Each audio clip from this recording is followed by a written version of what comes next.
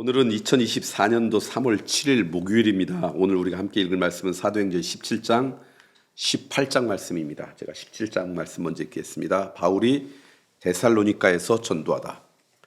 그들이 암비볼리와 아볼로니아로 다녀가 데살로니가에 이르니 거기 유대인의 회당이 있는지라.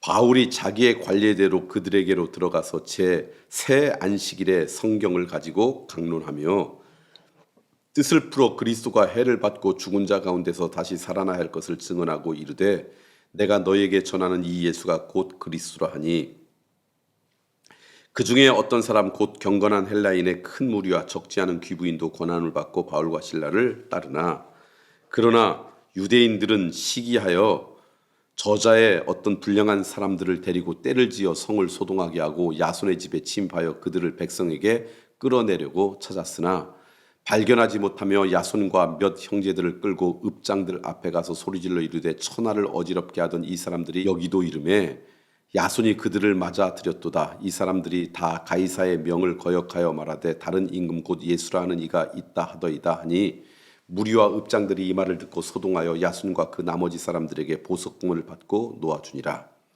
베레아 사람들이 말씀을 받다.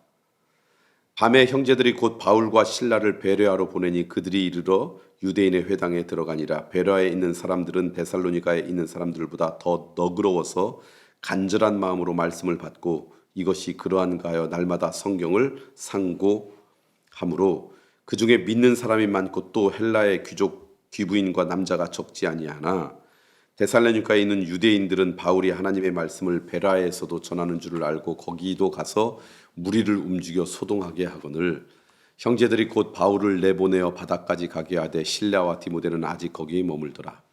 바울을 인도하는 사람들이 그를 데리고 아덴까지 이르러 그에게서 실라와 디모데를 자기에게로 속히 오게 하라는 명령을 받고 떠나니라. 바울이 아덴에서 전도하다. 바울이 아덴에서 그들을 기다리다가 그 성에 우상이 가득한 것을 보고 마음에 격분하여 회당에서는 유대인과 경건한 사람들과 또 장터에서는 날마다 만나는 사람들과 변론하니 어떤 에피쿠로스와 스토아 철학자들도 바울과 쟁론할세 어떤 사람은 이르되 이 말쟁이가 무슨 말을 하고자 하느냐 하고 어떤 사람은 이르되 이방 신들을 전하는 사람인가 보다 하니 이는 바울이 예수와 부활을 전하기 때문이로라. 그를 붙들어 아레오바고로 가며 말하기를 내가 말하는 이 새로운 가르침이 무엇인지 우리가 알 수 있겠느냐. 내가 어떤 이상한 것을 우리 귀에 들려주고 그 무슨 뜻인지 알고자 하노라 하니 모든 아덴 사람과 거기서 나그네 된 외국인들이 가장 새로운 것을 말하고 듣는 것 이외에는 달리 시간을 쓰지 않음이더라. 바울이 아레오바고 가운데 서서 말하되 아덴 사람들아 너희를 보니 범사에 종교심이 많도다. 내가 두루 다니며 너희가 위하는 것들을 보다가 알지 못하는 신에게라고 새긴 단도 보았으니 그런즉 너희가 알지 못하고 위하는 그것을 내가 너희에게 알게 하리라. 우주와 그 가운데 있는 만물을 지으신 하나님께서는 천지의 주제시니 손으로 지은 전에 계시지 아니하고 또 무엇이 부족한 것처럼 사람의 손에 섬김을 받으시는 것이 아니니 이는 만민에게 생명과 호흡과 만물을 친히 주시는 이심이라. 인류의 모든 족속을 한 혈통으로 만드사 온 땅에 살게 하시고 그들의 연대를 정하시며 거주의 경계를 한정하셨으니 이는 사람으로 훅 하나님을 더듬어 찾아 발견하게 하려 하심이로되 그는 우리 각 사람에게서 멀리 계시지 아니하도다. 우리가 그를 힘입어 살며 기동하며 존재하느니라. 너희 시인 중 어떤 사람들의 말과 같이 우리가 그의 소생이라 하니 이와 같이 하나님의 소생이 되었은즉 하나님을 금이나 은이나 돌에다 사람의 기술과 고안으로 새긴 것들과 같이 여길 것이 아니니라. 알지 못하던 시대에는 하나님이 간과하셨거니와 이제는 어디든지 사람에게 다 명하사 회개하라 하셨으니 이는 정하신 사람으로 하여금 천하를 공의로 심판할 날을 작정하시고 이에 그를 죽은 자 가운데서 다시 살리신 것으로 모든 사람에게 믿을 만한 증거를 주셨음이니라 하니라. 그들이 죽은 자의 부활을 듣고 어떤 사람은 조롱도 하고 어떤 사람은 이 일에 대하여 내 말을 다시 듣겠다 하니 이에 바울이 그들 가운데서 떠나매 몇 사람이 그를 가까이하여 믿으니 그 중에는 아레오바고 관리 디오누시오와 다말이라 하는 여자와 또 다른 사람들도 있었더라. 사도행전 18장 말씀입니다. 바울이 고린도에서 전도하다. 그 후에 바울이 아덴을 떠나 고린도에 이르러 아굴라라는 본도에서 난 유대인 한 사람을 만나니 글라우디오가 모든 유대인을 명하여 로마에서 떠나라 한 고로 그가 그 안에 브루스길과 함께 이달리아로부터 새로 온지라 바울이 그들에게 가매 생업이 같음으로 함께 살며 일을 하니 그 생업은 천막을 만드는 것이더라. 안식일마다 바울이 회당에서 강론하고 유대인과 헬라인을 권면하니라. 실라와 디모데가 마게도냐로부터 내려오매 바울이 하나님의 말씀에 붙잡혀 유대인들에게 예수는 그리스도라 밝히 증언하니 그들이 대적하여 비방하거늘 바울이 옷을 털며 이르되 너희 피가 너희 머리로 돌아갈 것이요 나는 깨끗하리이다. 이후에는 이방인에게로 가리라 하고 거기서 옮겨 하나님을 경외하는 디도 유스도라 하는 사람의 집에 들어가니 그 집은 회당 옆이라. 또 회당장 그리스보가 온 지방과 더불어 주를 믿으며 수많은 고린도 사람들도 듣고 믿어 세례를 받더라. 밤에 주께서 환상 가운데 바울에게 말씀하시되 두려워하지 말며 침묵하지 말고 말하라. 내가 너와 함께 있음에 어떤 사람도 너를 대적하여 해롭게 할 자가 없을 것이니 이는 이 성 중에서 내 백성이 많음이라 하시더라. 1년 6개월을 머물며 그들 가운데서 하나님의 말씀을 가르치시니라. 갈리오가 아가야 총독되었을 때 유대인이 일제히 일어나 바울을 대적하여 법정으로 데리고 가서 말하되 이 사람이 율법을 어기면서 하나님을 경외하라고 사람들을 권한다. 그늘 바울이 입을 열고자 할 때 갈리오가 유대인들에게 이르되 너희 유대인들아 만일 이것이 무슨 부정한 일이나 불량한 행동이었으면 내가 너희 말을 들어주는 것이 옳거니와 만일 문제가 언어와 명칭과 너희 법에 관한 것이면 너희가 스스로 처리하라. 나는 이러한 일에 재판장 되기를 원하지 아니하노라 하고 그들을 법정에서 쫓아내니 모든 사람이 회당장 소스데네를 잡아 법정 앞에서 때리되 갈리오가 이 일을 상관하지 아니하리라. 바울이 안디옥으로 내려가다 바울은 더 여러 날 머물다가 형제들과 작별하고 배 타고 수리아로 떠나갈새 브루스길라와 아굴랄도 함께하더라. 바울이 일찍이 서원이 있었으므로 겐그리아에서 머리를 깎았더라. 에베소에 와서 그들을 거기 머물게 하고 자기는 회당에 들어가서 유대인들과 변론하니 여러 사람이 더 오래 있기를 청하되 허락하지 아니하고 작별하여 이르되 만일 하나님의 뜻이면 너희에게 돌아오리라 하고 배를 타고 에베소를 떠나 가이사랴에 상륙하여 올라가 교회의 안부를 물은 후에 안디옥으로 내려가서 얼마 있다가 떠나 갈라디아와 부르기아 땅을 차례로 다니며 모든 제자를 굳건하게 하니라. 아볼로가 담대히 전도하다.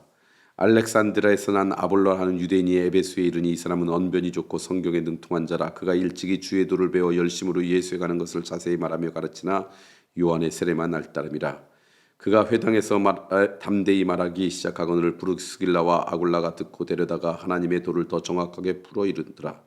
아볼로가 이가야로 건너가고자 하므로 형제들이 그를 격려하며 제자들에게 편지를 써 영접하라 하였더니 그가 가매 은혜로 말미암아 믿는 자들에게 많은 유익을 주니 이는 성경으로서 예수는 그리스도라 증언하여 공중 앞에서 힘있는 유대인들의 말을 이김이더라. 아멘. 사도행전 17장 18장 말씀입니다. 오늘 말씀을 통해 여러분과 함께 나누고 싶은 건 뭐냐면 사도 바울은 가는 곳곳마다 예수님을 전했습니다. 예수님을 전하는 말씀은 동일했습니다. 예수님은 그분이 우리의 그리스도이십니다. 우리의 구원자이십니다.